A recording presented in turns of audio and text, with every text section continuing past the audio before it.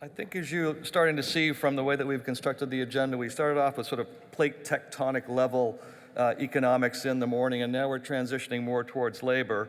And this next session is on humans disrupted, skills, training, and leadership in the future workplace. And we're going to dig a little bit more into the AI revolution and how we prepare the next generation for work. Our panelists are Fred Goff, the founder and CEO of JobCase, Allison Horn, Managing Director of Learning and Leadership Development at Accenture, Becky Schmidt, Senior Vice President of Global People at Walmart, Dr. Jim Tracy, President of the Woodrow Wilson Academy of Teaching and Learning, and our moderator is Lori Glover, Managing Director of MIT CSAIL Alliances. Lori, please bring your panel up.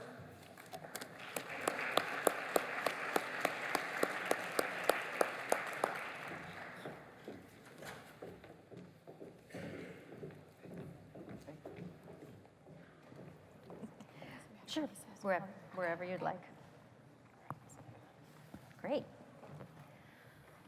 Thank you, David.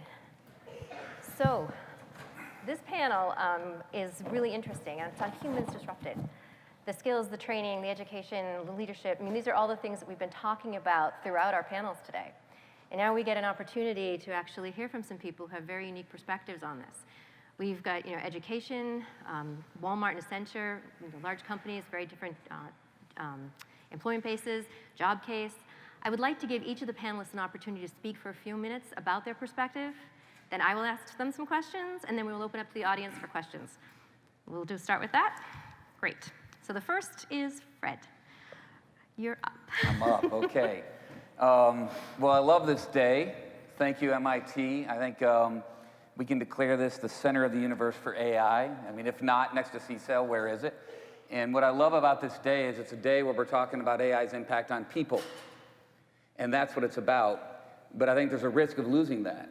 My message is about to what end? To what end is this? And I like the past conversation particularly. I think it would be really neat if you interact with people that are trying to leverage machine learning or artificial intelligence or building it, if it's a phrase of constantly saying, that's cool, how does that help people? Because I agree with Professor Brynjolfsson's study that it's about dislocating tasks, not jobs. And I agree that it's about augmenting. In fact, we've seen through customers of ours that are trying to get access to our community, new jobs on the horizon. Here's one for you. One of the jobs being developed right now, you're gonna wake up and say, your name's Joe and you're in Utah, and you drive to work in a place that used to house a big call center, and you walk in and there's a cubicle that you go in, but the cubicle chair doesn't look like this. It's gonna look like a truck driver's chair. And you're gonna put on goggles, or perhaps not, and the three walls in front of you all of a sudden look like a side street in Cleveland. And you're gonna drive that truck in Cleveland to its destination. And then you're gonna be on a side street in Pittsburgh. And your day's gonna be cycling through this. Because we're very, very close to having autonomous vehicle trucks drive from Cleveland Turnpike to Toledo Turnpike, but we're a long way away from it navigating the inner city streets. So somebody's got to do that in AR and VR. And if you think about that, then that's not really the kind of truck driver job we had in the past, is it? It's not the same kind of personality that would like to do that. But it's an augmentation of what's happening. And so we see a lot of things like that. And we talk about how management are going to try to do these things, and I think that Becky's going to talk about awesome stuff that Walmart's doing. But I wonder how often the real motivation about leveraging machine learning is about displacing jobs, no matter what we try to say in this room. That they have new conversational chatbots that's going to have 400 call center reps out next week. I wonder how often that's happening. And think how awesome it would be if we change that and we really focus on how this technology can put people at the center. And how that will also open up for companies more disposable income for them if they keep people at the center. And so, to what end is that's what we're talking about from my perspective. When we did a survey of our members, and my community is 90 million Americans have registered with JobCase. You can think of us as a complement to LinkedIn. These are the 67% that don't have college degrees. There are people with college degrees that worry more about their student loans than they do networking with somebody for the next business professional opportunity. That's our community. And when we ask them, has technology helped you with your earning power? Almost half say yes. And when we ask them, will AI help you? Less than 25% say yes. They're extremely concerned about this dislocation. What's worse than that, when we say, did K through 12 education help prepare you to earn today? Over 50% say yes. When we say, does K through 12 education prepare people for the future of work? Less than 1 in 4. Less than 1 in 4. The American wisdom is always driving. It's not working out there. It's not working. And so when we think about where we're at, it can be very daunting. At JobCase, in the seat that I have, it's interesting. We hire folks out of MIT, and we serve folks that are the heart blood of this whole country. And when we look across that spectrum, we see it's really exciting, actually, if we put people at the center. Because when I was at MIT, I had the pleasure of meeting Nicholas Negroponte. And he had a thesis, and this is a little longer ago than I want to admit, but it was maybe around 2000 or so. And he was talking about how we're at the cusp of a really dynamic new generation of technology. And what he was discussing is that up until now, and I would argue up until now, I think it's happening now, we had to learn how to speak computer to get the benefit of computer. You had to have access to college. You had to have the specific language you had to learn. You had to understand the IT things. This is part of what's been contributing to the income inequality, which is a cancer in this system right now, because it was hard to get that access. But when you think about this new phase is about computers speaking our language through machine vision, through text-to-speech. I've got a very young daughter who can have an entire research done with a conversation with Alexa. She can figure out what's the most popular song when mom was born. And I wonder, when I was that age, what would I have had to have done? Dewey Decimal System in a library and try? I wouldn't have even known how. 5-year-old is doing research because the computer is speaking her language. And so when we think about how to evolve K through 12, when we go through this conversation and think about the next thing, the next phase, and we talk about humans disrupted, and we talk about AI and humans, I would have you think about how we can fight the next war, not the last one. For the next 5 to 10 years, it's unmistakable. If you can code, you will have a higher income. But beyond 10 years, if you can problem solve, if you can use the tools of computers talking to you to leverage what you can do, that's going to be the big lift. And how many people can we actually teach to code, as opposed to how many people can we get comfortable using the tools of computers leveraging their productivity? I think it's really, really exciting, but we need thought leadership of you in this room to lead it. And we need a better K through 12 system that businesses and nonprofits come together to help the school systems build. Thank you. Alan, that was very good. Really? Thank you. Yay. I have to follow that. Yeah, Allison. All right.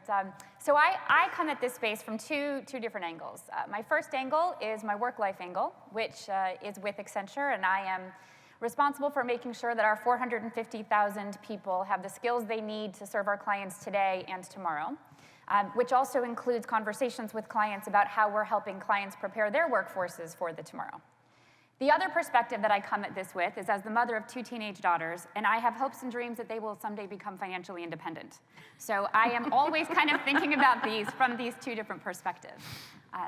So when we think about the future of work and we think about what comes next and the imperative for action, Accenture, just like many of the other thought leaders that you've heard here today, think in terms of a very optimistic humans plus machines mindset. This isn't the humans versus machines mindset. This isn't the artificial intelligence and robots are here to come and take your jobs away. They're not here to come and ruin humanity as we know it. But in order for us to move to that more optimistic, that more positive place where we have humans and machines working together, we need to get to a place where we're very, very clear on what are the skills that machines are better than we are at. They will always be better at transactions. They will always be better at memorization, speed, and so forth. And then we look at what are the skills that, at least for the foreseeable future, humans will be better than machines at. Judgment, creativity, leadership.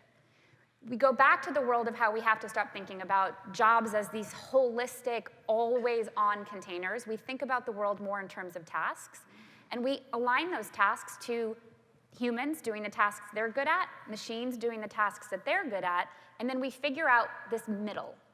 And the middle is the place where humans and machines are working together, where machines are augmenting humans in order to provide humans with the superpowers to be able to do the work we do today and tomorrow in ways that we never could have imagined as recently as 2 to 3 years ago. And what is it going to take for us to get there? It's going to take a real deep dive into figuring out what those middle skills are. We have a perspective, some of them are, of course. We know that there's a whole line of skills that need to be developed around AI ethics.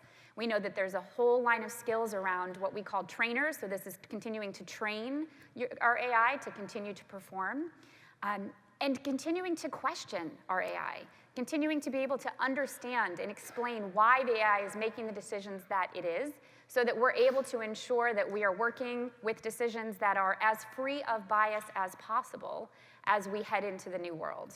So that is the space that we are focused on at this point in time, is really that missing middle. We say it's missing because we are still figuring this out, just like most of our clients too. How do we build that new set of skills, which is about human machines reciprocal apprenticing? Great, thank you. And next, Becky from Walmart. Thank you. So thank you very much for including us today. One of the things that I'd like to just talk about is, who Walmart is, and you see we've got lots of numbers up here. But we've had a really compelling mission, for the last 50 plus years on saving people money so that they can live better. And that is just as true today as it was when the company was founded in the early 1960s. We are also the largest private employer in the world with 2.4 million employees, and most of the over 1.4 are here in the US. So I think in terms of today's discussions, we have both an obligation, an opportunity, and the platform to work on what the future of work is. One of the things that's been really special about Walmart is that people have been able to go from being an hourly associate, whether they're pushing carts or helping our customers, to high levels of management. And both our CEO of overall Walmart Enterprise as well as the CEO of Sam's Club both started in high school. If you look at some of the numbers, we've got 75% of the people in our management roles started as hourly associates. And when I think about the measurable, repeatable transactions or tasks that become replaced, where do those people go for their first job? And what happens when some of those first jobs, things like cleaning or collecting carts or self-checkout, start to move where people get their first job experiences? It's really important for us to still find a way for people to come into our environment and learn those skills to be able to progress. And one of the really special things about Walmart is that we've been able to give people jobs who have otherwise not been employable.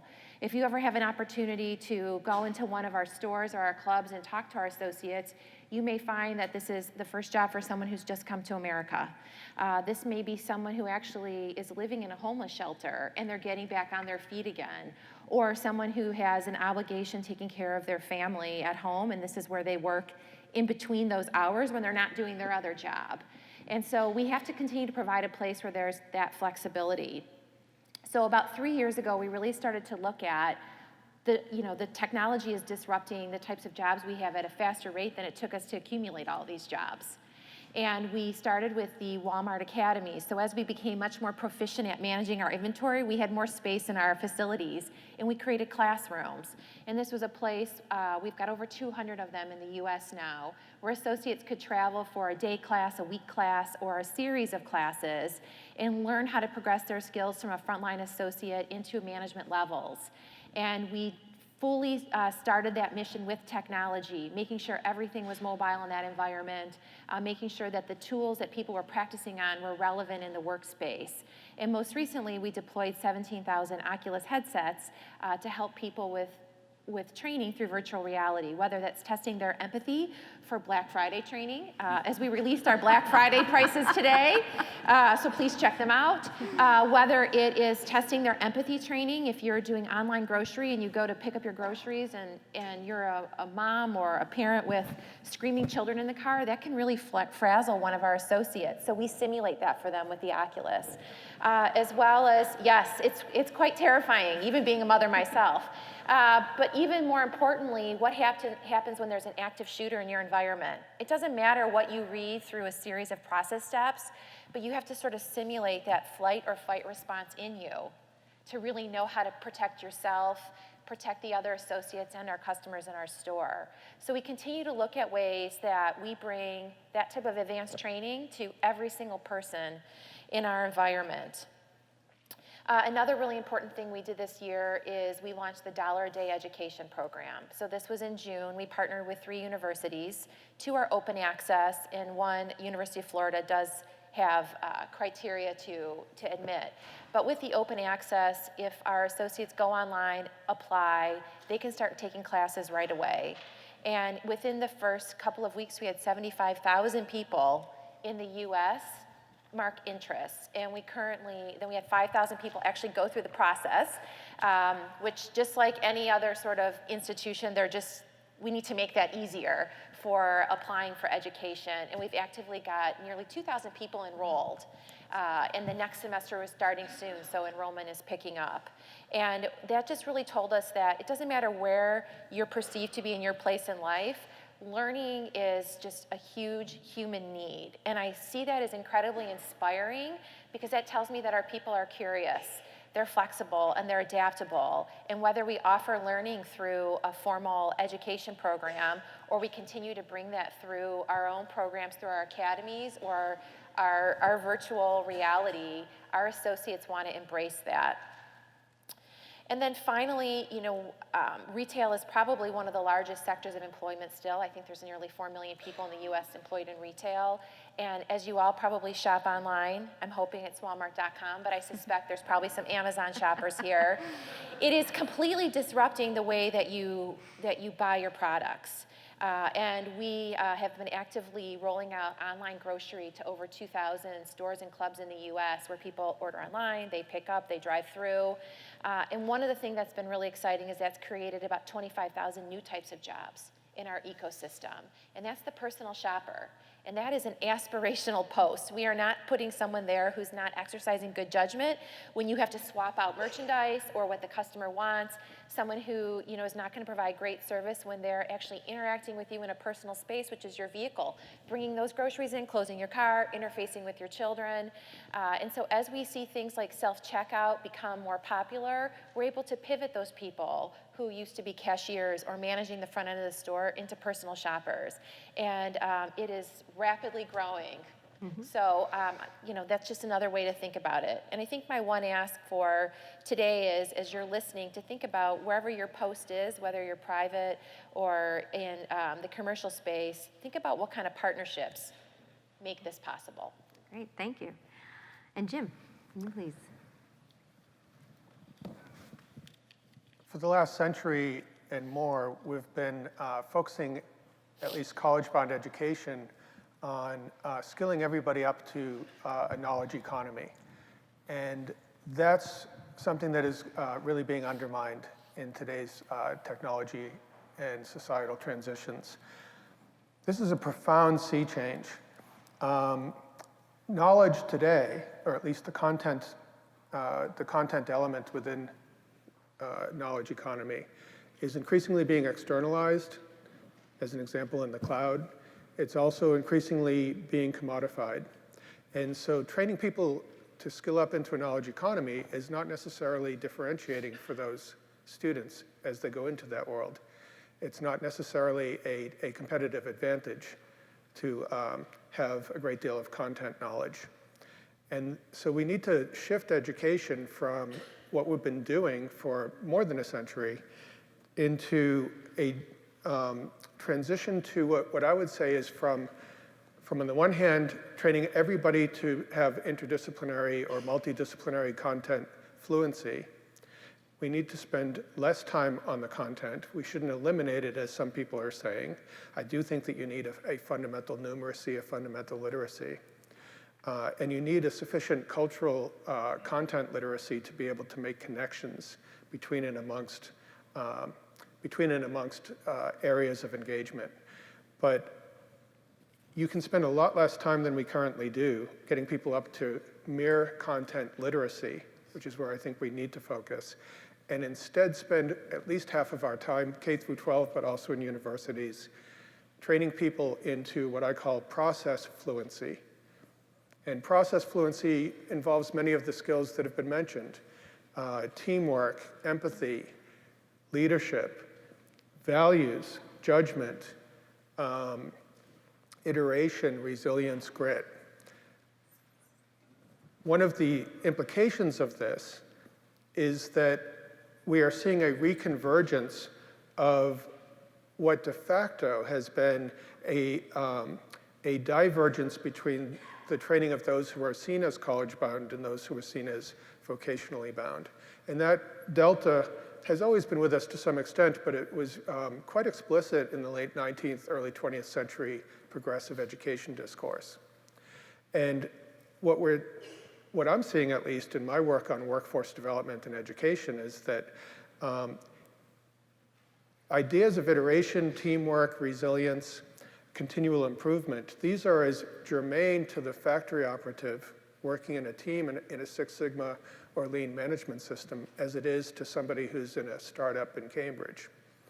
And I take hope in that. We're going to see a reconvergence of elements such as creativity, which may actually be something that traditionally underrepresented populations may be particularly good at.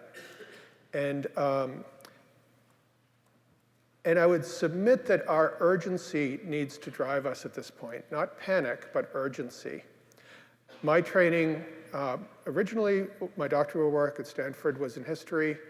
I have focused most of my career as an historian on how social transformations transpire in actual historical processes, and particularly over the last 20 years, focusing on technology-inflected transitions. And so as an example, if we look back at the Neolithic and Industrial revolutions as precursors that might be instructive for us today, we can see that they had, each of them, profound social impact that can only be described as a shockwave that ran through every dimension of what it was to be human and interpersonally interactive as a human being. To take the Neolithic revolution as just one example, and I'll just do this briefly, but predicated upon the domestication of grain. That was the technology. The ramifications of that included settled agriculture, rise of urbanity, rise of what we actually call civis or civilization, organized government, organized military systems, organized religious systems, and we could play this out down to very existential identity issues, as Carl Jaspers did in the 1920s. Now, the least interesting thing about all of those manifestations, in my opinion, is the actual technology of domestication of grain, if we look back historically. It's also important to point out that that transpired over about 1,500 years. Similar scale of change and impact from the deepest identity issues of individuals through democratic movements to global colonialization and world wars could be predicated upon the Industrial Revolution, perhaps the least interesting thing of which was the control of steam power. And that transpired over about 150 years. We're now undergoing a comparable scale of revolution in terms of everything that it is to be human, and we're probably going to see it transpire principally in a 50-year time period.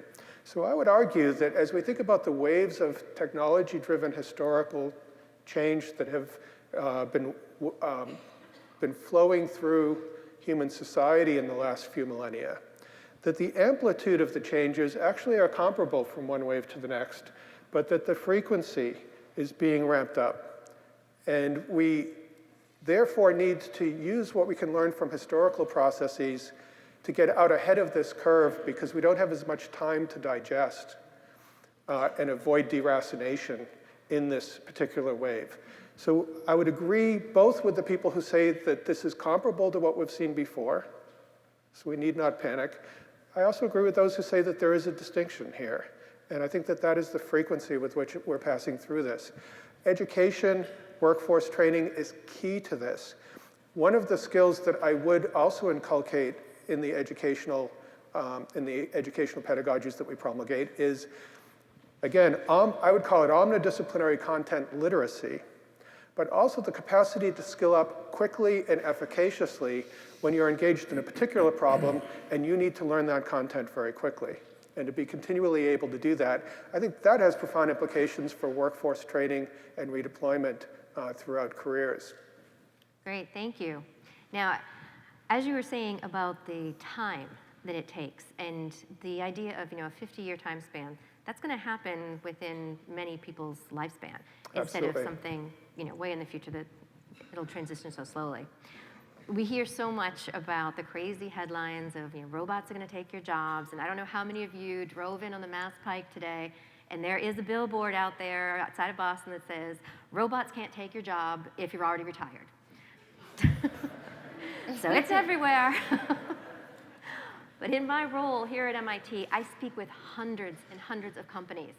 And not one of them has ever said to me, what I want to do is automate everything and get rid of my entire workforce. Nobody says that. So what I'm going to ask to my panel is, what advice can you give companies for helping them to bring the workforce along? I mean, especially where you've got this fear out there and that it is coming quickly. There's a change quickly. It's not something, oh, don't worry about it. It'll be 100 years from now before the change. What are your thoughts? Well, I'll jump in. Okay. I'm not sure I'd buy it. I'm not sure they would be outwardly talking about it if that was their plans. I think that's the point I was trying to make about trying to put people in the center, is that we went through this really important shift in this country in particular in the 80s, where we moved this mantra of shareholder value. And it got us out of a malaise. It got us to be competitive internationally. It was a very effective, positive thing. But that pendulum has struck so far to shareholders, there's an area of thought for employees anymore.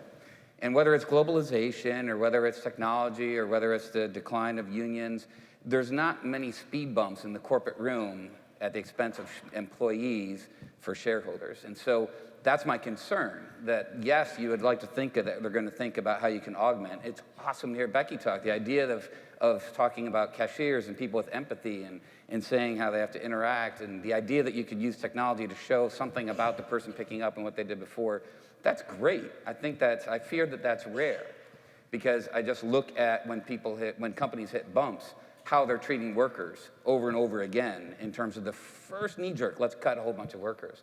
And what's that flowing into is this future of work, this on-demand labor force, this 1099, this concept that we're going to kind of rent to own, and you're your own career, and et cetera. And so I think that we're spending our time not advising, what do we say in terms of your question, Lori, to employers. We're trying to talk to the employees and saying, you got to watch your own back. You're going to change to many jobs. You no longer live in a workforce where there's a dominant employer that's going to usher you through. The average 25-year-old's already had 7 jobs. But here's the good news. If you take the reins of control in your own hand, it can be really positive. There's lots of really cool tools to help you grow faster. There's education that's available online, but you have to take the reins. So I'm a little skeptical, which is why I think this thought center, this center of the universe comment about MIT, if we can have that conversation, so when they say that, and you ask, what AI projects are you doing? If you could say, that's cool, how does that help people? And if they have a quick response, that's great. But I worry that what they really mean is, it helps the bottom line. Bottom line is always important, but it's for people too. Disagreement with that. Go ahead. Can I disagree with you slightly? I think they would love a disagreement up here. So I think about this in a little bit of a different sense. So if you go into a store and you're like, does anybody work here, right? Like, where are the people? A lot of times they've been in the back room unloading trucks.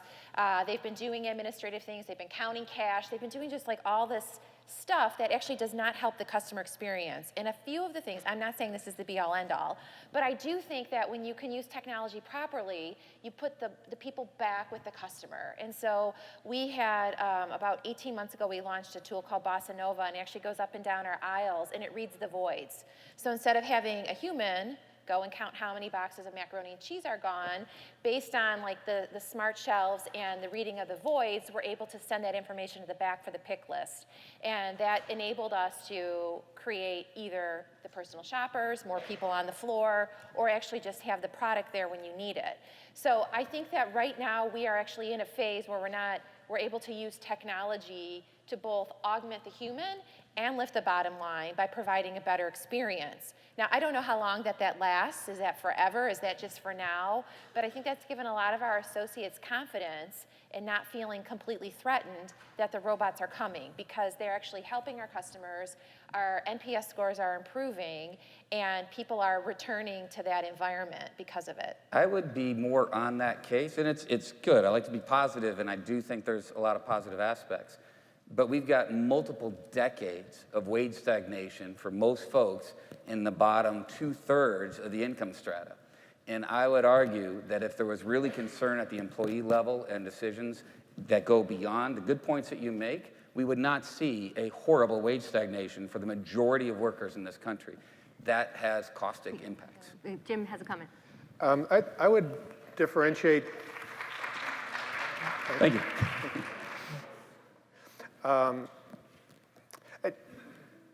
My personal career straddles working class and academic life. I was working class kid, high school dropout, ended up getting my PhD. But one of the things that I'm seeing is that there is tremendous despair and wage stagnation in the working class. That is manifesting itself in a sort of tenor of politics that I think is going to be increasingly destructive if we can't create meaningful pathways forward that appear viable and meaningful for the working class. I do think that there will be jobs in the future. I'm not actually concerned that there won't be jobs for people.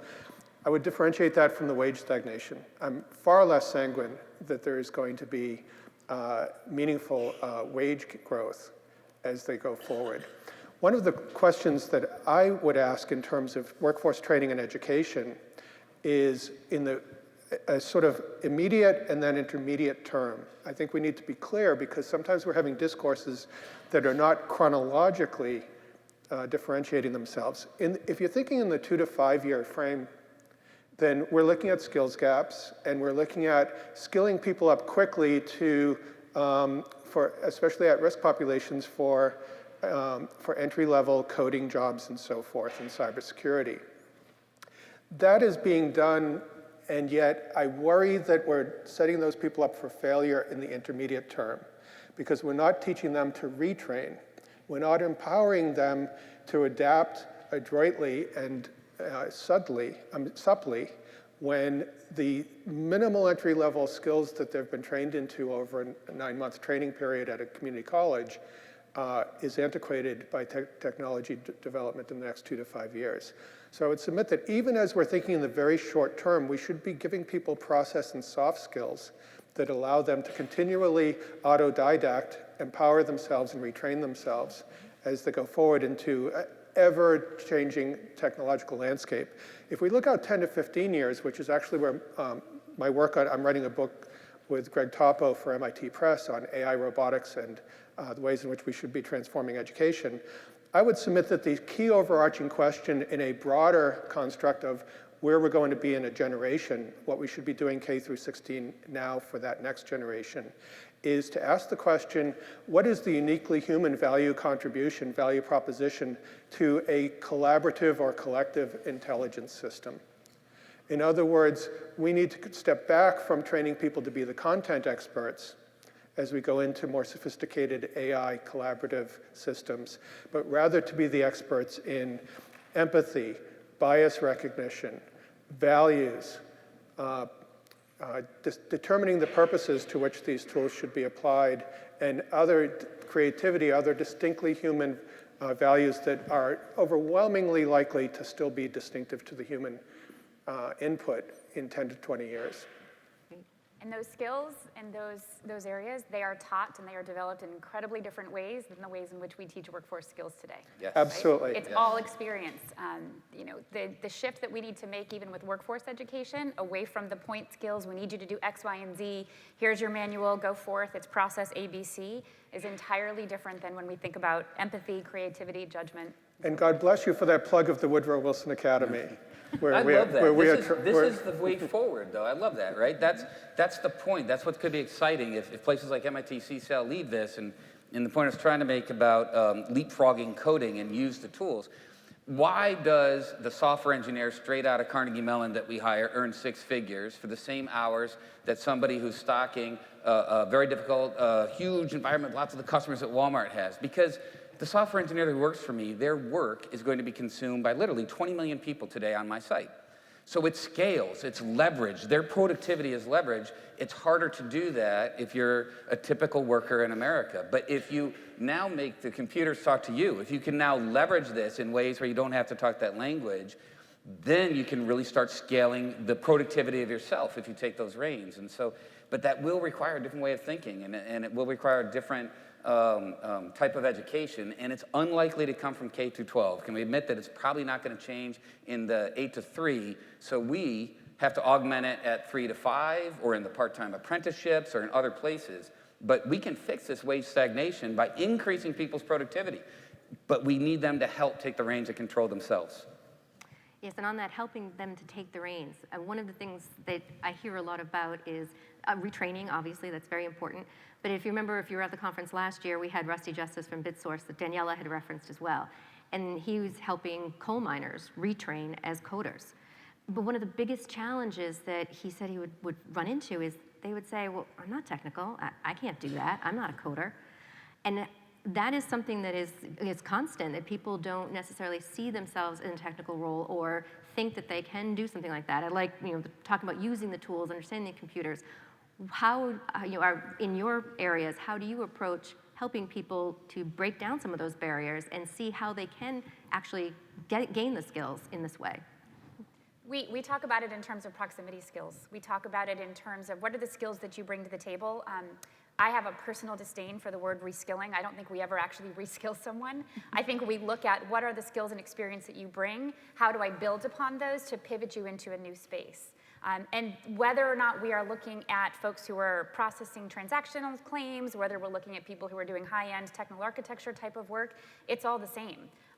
But to me, it's having that conversation that says, you bring something very meaningful, perhaps it's customer service, perhaps it's process, whatever it may be, we're gonna figure out how to build on that in order to bring you somewhere else. Great, great. Anyone else? I just also think that helping people equate what they do in their personal life into the work environment too is important. A lot of times you're using Netflix, you have an iPhone, you order from Domino's, the app, but then you come to the office and you go back to accepting some antiquated process, and it's true.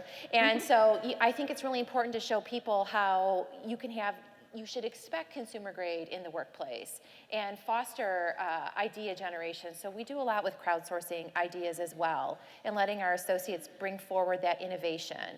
And when those skills, those ideas get implemented, it's recognized. And I think that's another way to help people sort of start to bridge that gap. I got you, because this is like softball down the middle for me, Laura. This is what we formed Jobcase to do. This is my whole company. So our whole thesis is that people have to help each other, and we use our machine learning technology. It's more about people you don't know helping one another. And I'll share a personal experience. I mean, I was so lucky, right? I'm so rich. And my parents were broke when I was born, but I'm a white dude born in close to the 70s, who has two loving parents who stayed together, who told him all the time, you can do anything, you can be anything. That's easy to take for granted when that's your life experience. That is not most people's life experiences. There's a lot of people who haven't been told you can do anything. There's a lot of people who don't see what's possible because they see constraints for whatever reason in their life experience.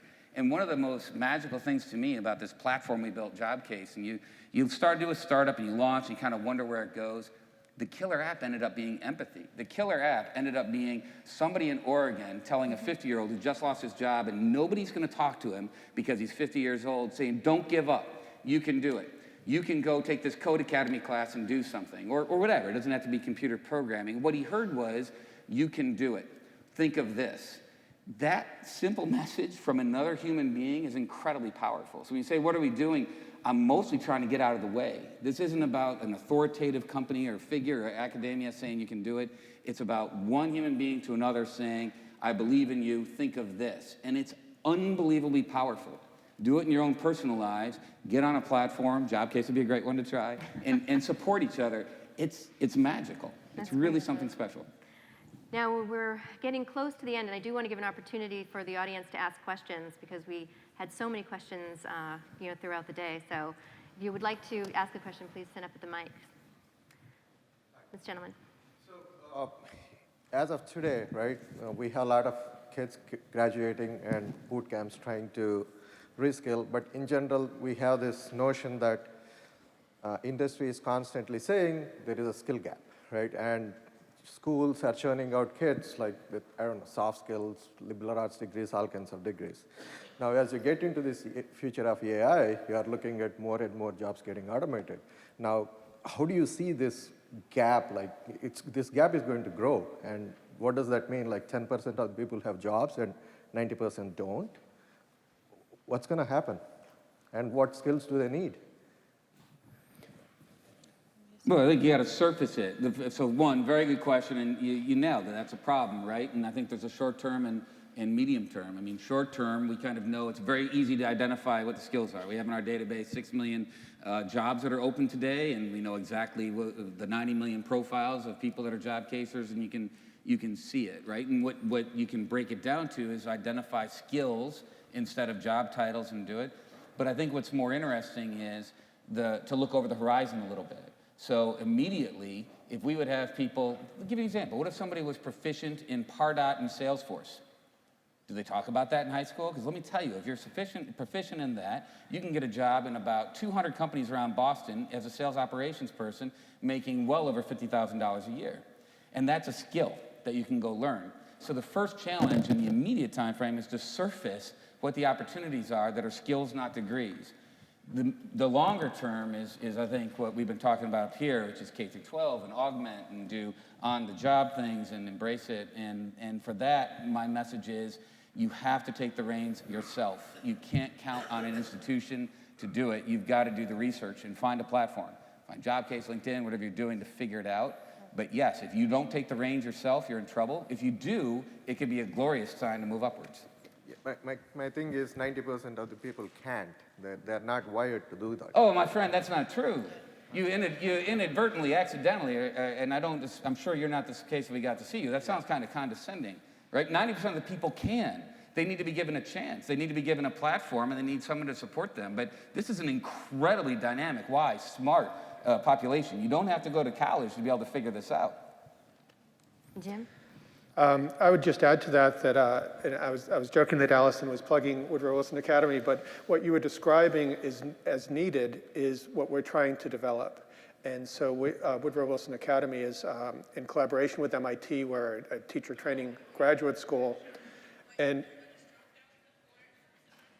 we're a teacher training graduate school, and we're one of the things that I think is really impactful and important that we're trying to do is to open up education reform to a thorough engagement with emerging discourses around the technology revolutions.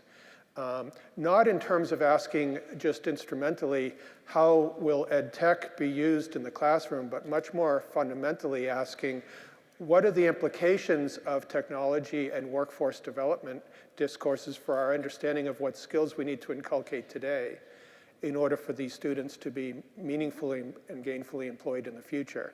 That kind of reverse engineering is really not happening in the sort of bubble of education discourse today. And so it's really exciting to be within the MIT ecosystem. We're in the process of building out what we're calling a thought lab, combination design lab think tank, to bring in these discourses, translate them into actual pedagogical practice. We hope to build a K through 12 lab school within that, and then have practice continually inform theory.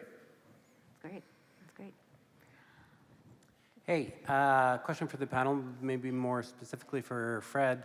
And this could have been asked really anytime today. What about hardware? We're here at an artificial intelligence conference, but if you ask young people today what the most exciting things are that are happening in the world, they're going to talk about things that Elon Musk is doing, robots and rocket ships, and they're going to talk about driverless cars and hardware and new factories that are being built to build many of those things. So I know software is eating the world, but maybe we're seeing a growth of opportunities in industries that are software and hardware together, and how does that affect employment? Right. I mean, it's a great question. Thanks for giving me a chance of sharing a story. I don't know how to code, but I've been managing artificial intelligence scientists and machine learning scientists for close to 20 years. I used to do it to predict markets and make money on Wall Street, and I apologize for that. Now I do it to help people. And here's the big secret. Every single unbelievably proficient software engineer data scientist is at heart a total hardware geek. They love messing around. The worst thing that happened to them was when we got to the cloud and they can't have a bunch of servers in the back to play around with.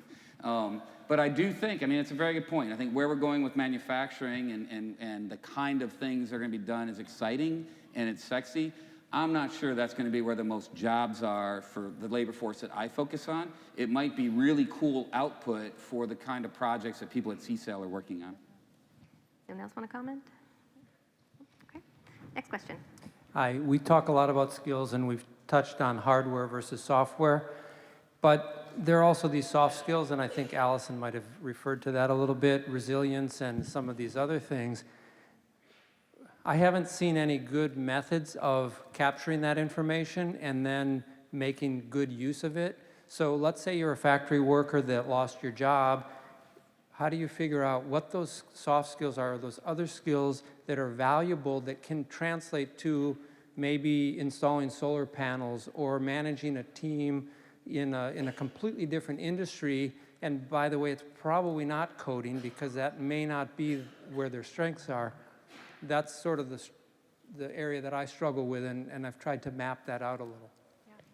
I'd love to take on that one because, as I've told you, my first frustration about this space is the use of the word reskilling. You've just highlighted my second, which is we are sitting on a ton of information and wonderful research, thought leadership about what these power skills of the future are. They're over here. They're with the World Economic Forum. They're with universities. They're in academia. They're in all these great research papers that companies like Accenture and our peers publish. There is such a chasm between that space and between the people who need it most. And so when I think about how we bridge that gap through exactly what you were talking about. That's what we formed. Yeah. Right. It's that human-to-human connection. It's the empathy. It's figuring out how we help the people who need it most envision a new future and then give them the path to that. There are lots of people trying to figure that out. I think if we get that solved, that is the place where we start to see exponential results. If you've got a passion for doing that, find me. We're hiring. Yeah. Right, we'll talk. Great. Unfortunately, I am out of time. Any closing comments you'd like to share? I have one that I'd like to share. Please do. Kind of as a follow-on to what I just mentioned. There is another space that we are sitting on a tremendous amount of amazing research and instructional, truly practical, ready-to-apply information, and that is how to learn. What we know with respect to the latest and greatest advances in neuroscience that actually help people ingest information, retain information, learn to apply it, it is all there. We, in the private sector at least, I think also in the education sector, are doing a pretty terrible job of teaching people actually how to learn. That is the space that I think if we are able to do that in a much more scalable way, it'll be a massive multiplier across whatever comes next. Absolutely, great. And I'll share, if you're one of the AI technologists or somebody who runs an AI firm that's thinking out here about what to do here, you're like a nuclear scientist in the 50s who had choice. Do you want to power France with reactors or do you want to build bombs? Put people first with AI. Put people first. Think about how this is going to help people. That's cool. How's it help people? Jim?